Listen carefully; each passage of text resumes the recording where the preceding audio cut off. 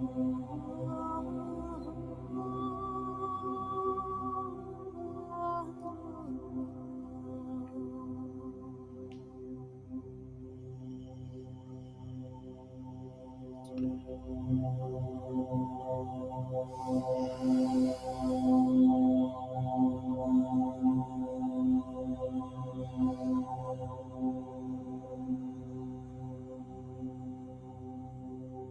right.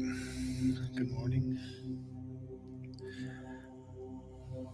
And good morning to you, friends. This is Journey Home Meditation. Thank you for coming for the morning sit today.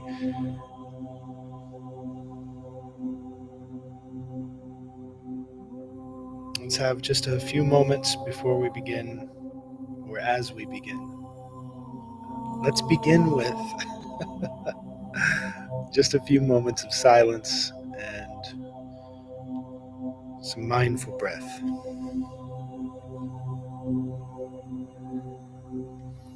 When I speak about silence, it's funny to even speak about silence.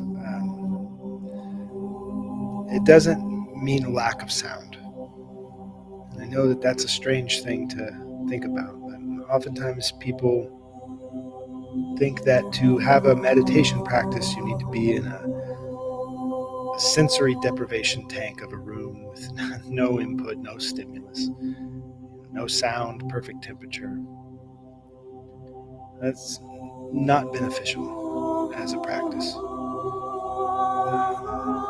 It can be beneficial to have those experiences, but as a practice, if you are waiting for the world to be quiet, for you to feel silence, or if you're waiting for the world to stop moving so that you can experience stillness, you're going to be very frustrated with what you find. Silence and stillness in this case is a state of relaxation of the mind and the body so that you don't have a need to follow what you are hearing or to chase what you are feeling. To just allow these experiences to come through and sit with them with a calmness and an openness to explore. So let's have a few still moments of silence, even with the sound all around us.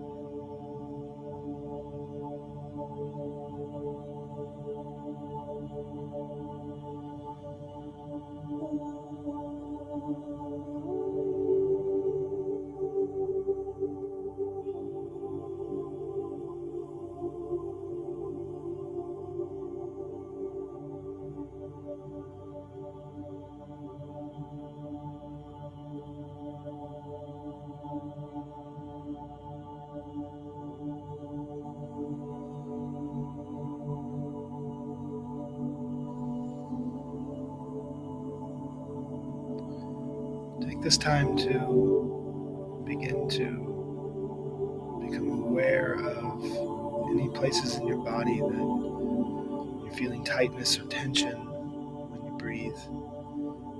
And adjusting our bodies into a meditation posture is really just moving our bodies into a position to facilitate the breath. So gently straightening the spine, bringing the shoulder blades together just slightly in the back to open the chest, opening the shoulders. I find that facing my palms upward is just the right amount of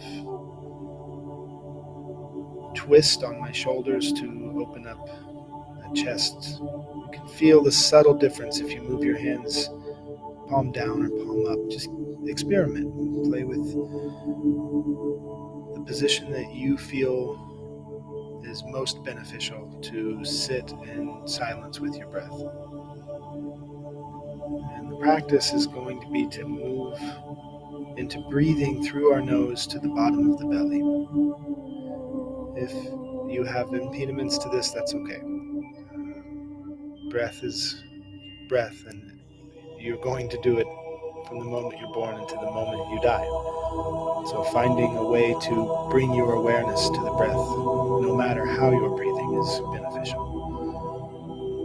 But if you have the ability to breathe through the nose to the bottom of the belly using the diaphragm, making the abdomen enlarge and contract with each breath, and allowing the chest to relax.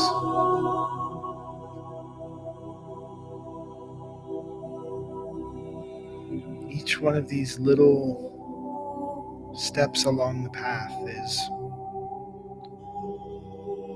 a way to help us learn to breathe in a way that's most beneficial physiologically, but each of those steps is also a conscious step towards awareness of the breath. As you're making these small adjustments, you are bringing your attention to the shift and the change that you need to make.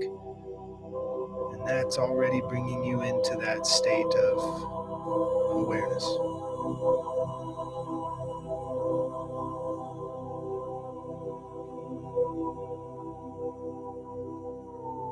So the mantra, I guess, could be, you are already here. I am already here. With each of those steps, you are practicing awareness. So you're already here.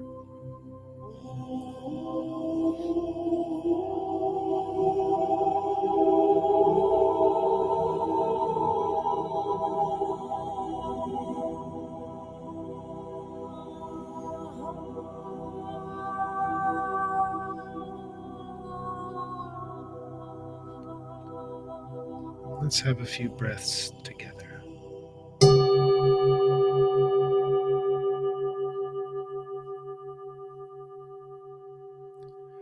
Breathing in, I'm already here.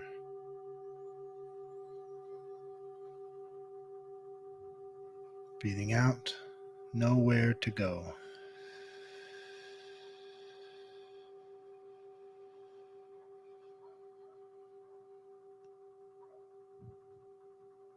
I'm already here.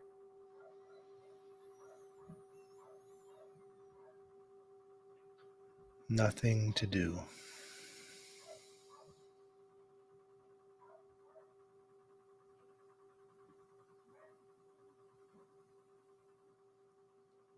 Breathing in, I'm already here.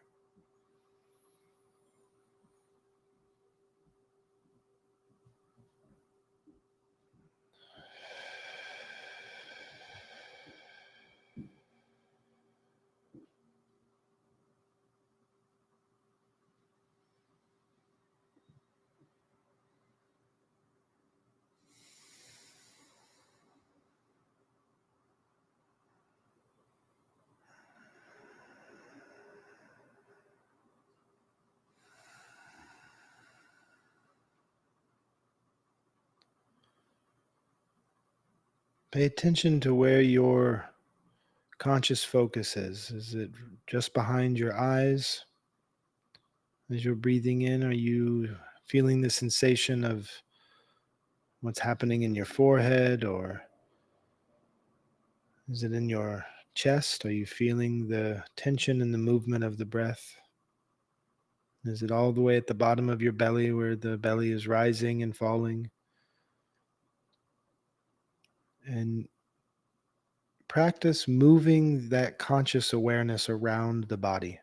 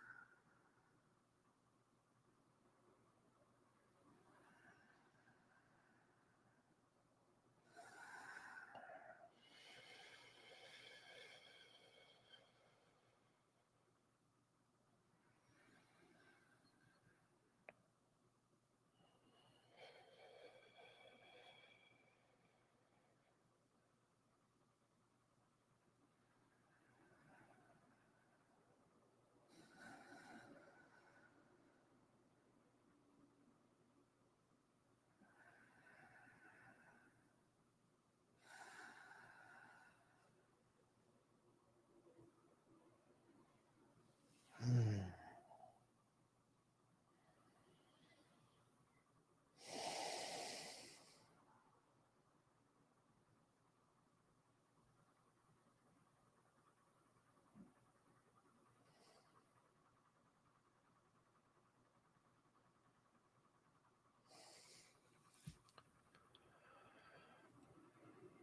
You know, some mornings I begin the practice with the few breaths, and it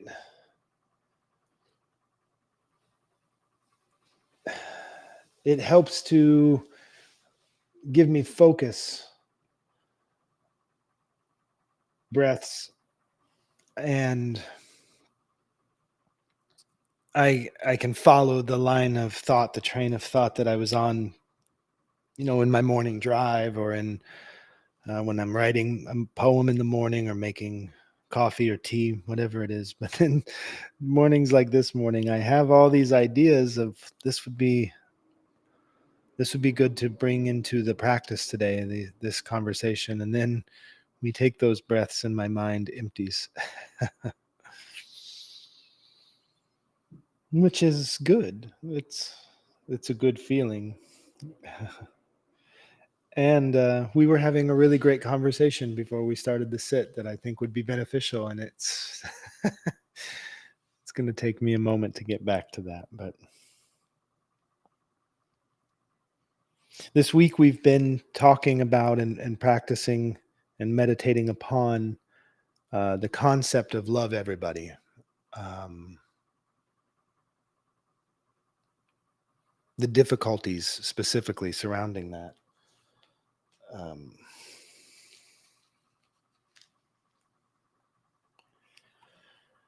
and also really trying to meet um, in myself and in each of us what blocks we have that come up around love, around the concept of love, or the idea of love, or the experience we have of love, the way we have learned to define what we think love is. Um, and that gets really big. That becomes really wide open and oftentimes very subjective. And it's hard to be subjective and equanimous at the same time, to have an even view of ourselves and the world, while also having a subjective experience. And this is part of, I think, what a lot of the teachings throughout religious texts and spiritual texts are kind of pointing to. Um, and I think that maybe this is the reason that we have some religious traditions and practices that have just decided, well, it's no good just just cut it in half. We're going to split it.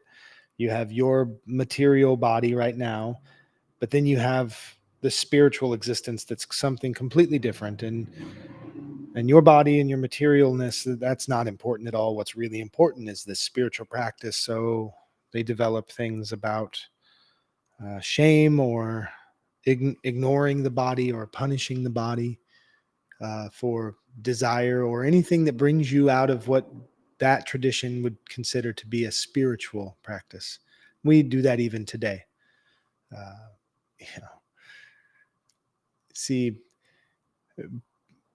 the spiritual teacher, you know, in their vehicle with the Namaste bumper sticker in the car line at McDonald's, and you judge. And we have this notion of what's acceptable spiritual practice and what's not, and should be somehow denied. And I think that that stems from that same experience of, I have this belief that I have an individual experience of love that doesn't match what other people are saying about it. And so a lot of the practice of learning what it means to love everybody is this um, reconciliation of my beliefs about who I am in this world and how love has affected me, and a larger truth to what it could be and how it does work, how it is working all the time. Um, Maybe this is getting a little abstract. So I guess to make it easy, it's hard to love someone if they are participating in activities or doing something that you find to be reprehensible, or uh, disgusting, or morally corrupt, or morally bankrupt. But it's also difficult to love when we see our own behaviors as not adding up to what we think we should be doing. It's equally true. So here it is, where we see this opportunity for reconciliation. Is this judgment isn't just about the other, it's also applies to the self. And so now you have this place where judgment is separating you even from you, disconnecting you from yourself. So it's easy to understand how it can disconnect you from others, this concept of others. So, when you watch Dr. Phil, and Dr. Phil says, well, you going to love someone, you got to learn to love yourself. And everybody slow claps. Yeah. There is truth there, that the path forward into releasing, not discernment. Discernment and judgment are two different things. I can discern the things that I find to be beneficial, healthy, loving, and kind and compassionate from the things that I see being damaging and destructive. And I can work towards the prior and help to stop or ease or end the latter. That's the work we have to do. That's the work of loving compassion, loving kindness. That's the work of appreciative joy. That's called mudita in the Pali teachings of the Buddha, which means to love someone else's happiness. Uh, these practices do include discernment, but judgment is this finality of the wall of separation, and that's different. And so learning to keep a, a mind of discernment, but a heart of non-judgment, that's where the work is in the love everybody. And this is coming up for me this morning in this. I'll give you a little example of what I'm talking about. part of my personal healing has included understanding that as much as I may believe that I am a really skilled communicator because I can speak well, I talk good, doesn't actually mean that I'm very skilled at communicating with people in my life the things that I need or the ways in which I have boundaries. And so there's the dichotomy of understanding that I can speak well, I'm articulate, but yet I can't communicate very well, very kindly, very compassionately some of the times when I'm feeling hurt or feeling sad or upset or rejected. I can be articulate, but I'm articulate with my wound. I'm articulate with an abiding sense, a weaponized sense. And that's not communication in the way that I would like. So I have this experience now of embarrassment, shame, guilt, and those feelings coming up actually feed my lack of communication, my improper communication. So then I double down. So I do all this work in my life to try to learn how to be gentle and kind, even when I'm feeling threatened or attacked or triggered into um, a defensive response. But then as soon as I mess up and I don't have clear boundaries and I don't communicate the feelings of imposition or the feelings of rejection or abandonment or whatever those feelings come up, then I call upon my defense mechanisms. And that includes, projection, um, sidestepping my own feelings to point blame at somebody else. Uh, it quickly goes from like, I don't feel included or feel very good about what's happening. Pretty much 0 to 60 to I'm out of order. You're out of order. This whole courtroom's out of order. It goes right to, well, capitalism is the problem, which is just another more woke or leftist or political informed way of saying original sin. I'm not the problem at all. We're born into this. And there's a lot of truth there. Capitalism is the problem. But next. So to get back to the point is, this morning I realized I was having feelings of abandonment or rejection with something surrounding the work that I do. And in the discussion around that, I felt myself projecting how upset I am at these things. And then I realized I had a laundry list of resentments that I had been collecting that are there. And that wasn't very helpful. And it was creating judgment, not discernment. And it all came from my lack of attention to myself, my lack of attention to my needs. And that's one of the foundations of love, everybody. To pay attention to the ways in which we can, in any moment, stop and take a few breaths and speak with truth in that moment. The defensive mind will speak in fact, but the loving heart will speak in truth. And learning the difference, that's how we can learn to love.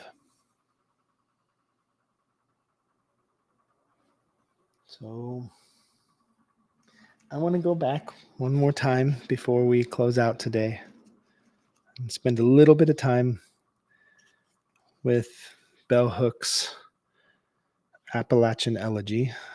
I'm going to do number 23 again. We've done it each day this week, and I think I'm going to keep doing it because there's There's something really pivotal about this in this story that Bell Hooks is giving us about their home place of Appalachia, which is also this deep exploration into where home is for us. And it's called Poetry and Place.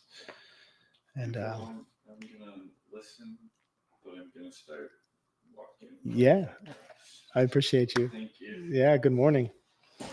Thanks for the great conversation this morning. Yeah, thanks for sharing. This, helps me a lot. Just hearing how you're working through your stuff. So, Awesome. Thanks, thank Michael. Yeah. Okay. Number 23. Bring Buddha to rest home in Kentucky hills, that outside each window a light may shine, not a guilt teaching tradition. Be balanced. Know loving kindness, end suffering, rejoice in the oneness of life, then let go. Carry nothing on your back. Travel empty as you climb steep mountain paths. So we've read this each day, and obviously there's some personal bias and interest here with the first two words of the poem by Bell Hooks being "Bring Buddha." And obviously, I have this fascination with uh, with the idea, the concept, the consciousness of the Buddha.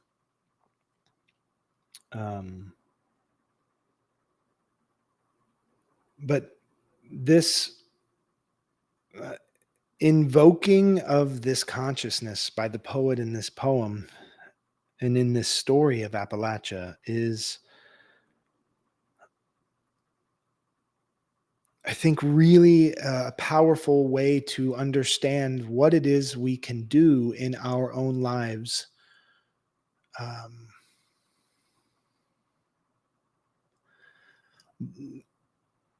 Buddha is not a supernatural being. Buddha just simply means awakened one who has awakened to, and this is where the irony, the funny part comes in, awakened to the delusions of life. So it just means awareness. I can see this funny little game that I'm participating in.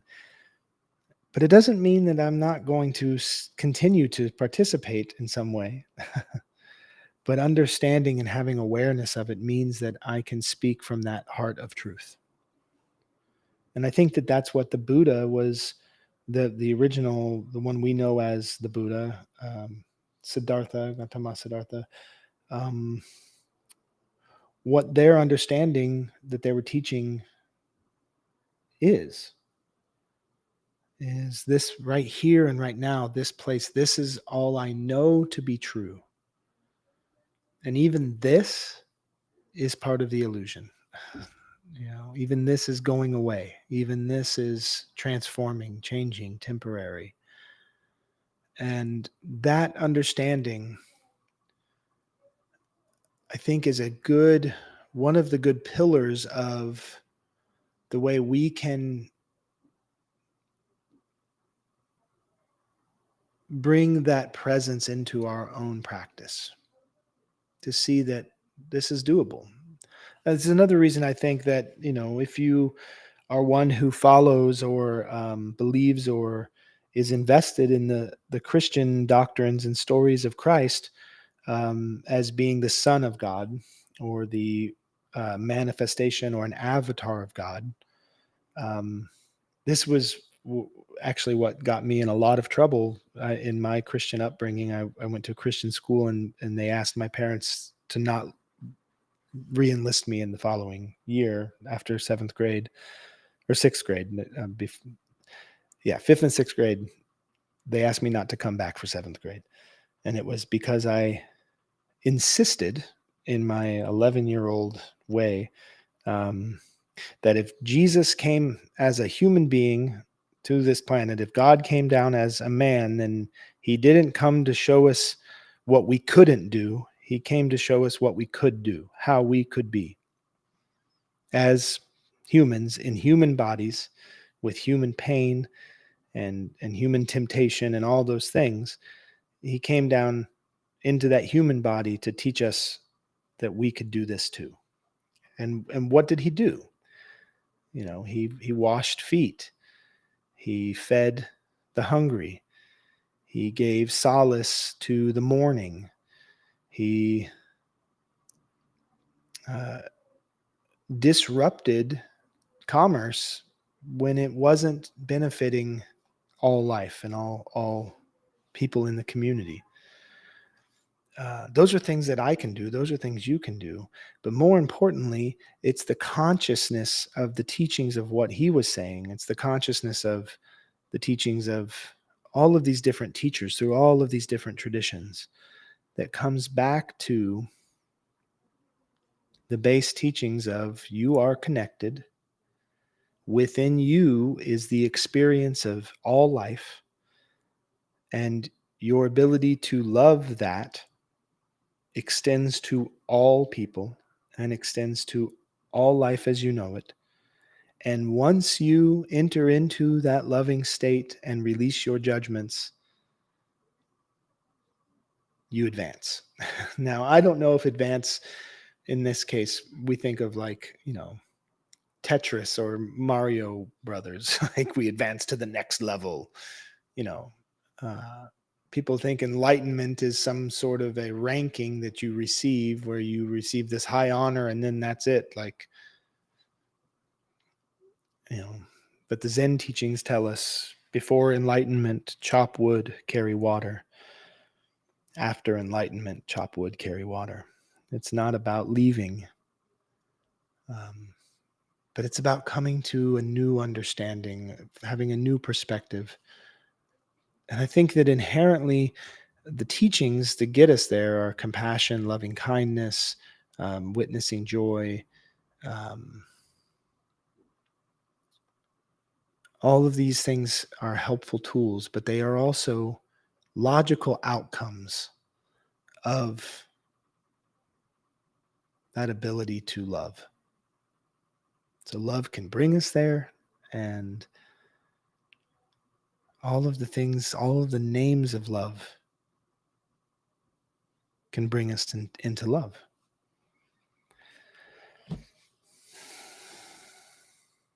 So having that understanding for yourself, like this morning, it's like sometimes when you work on something long enough and then you make a mistake or you backslide, whatever it is, it can feel monumental and it can feel such like a crushing defeat. Here I am thinking I'm doing everything I need to do, and then this comes up. Oh, it's useless. I'm never going to get out of this. And that is an opportunity, a wonderful opportunity to recognize that it was never about perfection. It can't be. It's got to be about acceptance, accommodation. It's got to be about understanding. And that's one of the teachings of Thich Nhat Hanh, is that understanding is a name of love. And to understand doesn't mean to contain knowledge of. It means to be open to the experience of. When I say I understand you, I'm not saying I know everything about you, but I'm saying that when you are sharing with me, when you are present with me, I understand that you, just like me, desire connection, safety, love, comfort, and that is the understanding that brings love. And I also understand that you're going to, and I'm going to speak and act in ways that are sometimes sharp and pointy and rough and imperfect.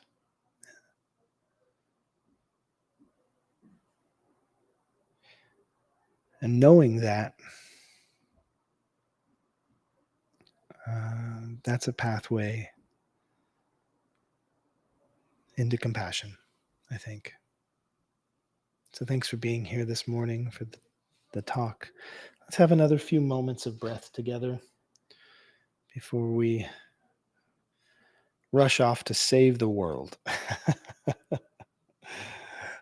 I want to encourage you that if you are here listening, please communicate, share your experience. You can use the chat features on the various platforms during the sit to communicate with one another, but also leaving comments, sending messages, and sharing these practices with others is a good way for us to expand the voices that are participating in this, which really just enriches our entire experience of learning how to love everybody. It's hard to love everybody if you're only hearing one. So let your voice be heard. But not right now, because we're doing a moment of silence.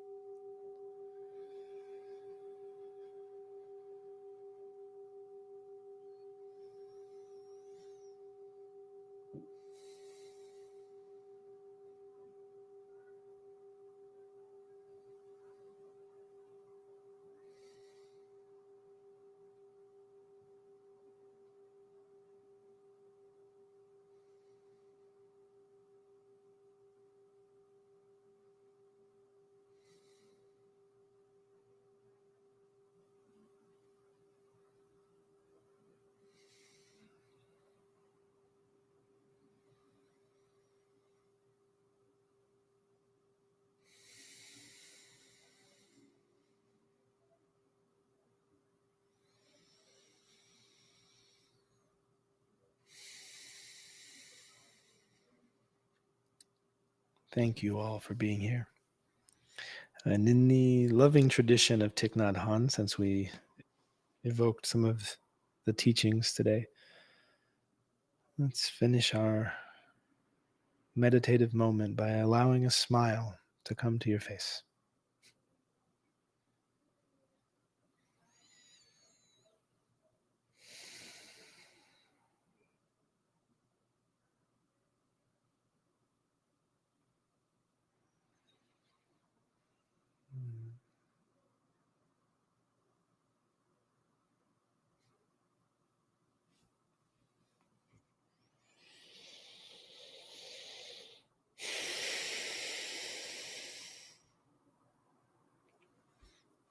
Hariom.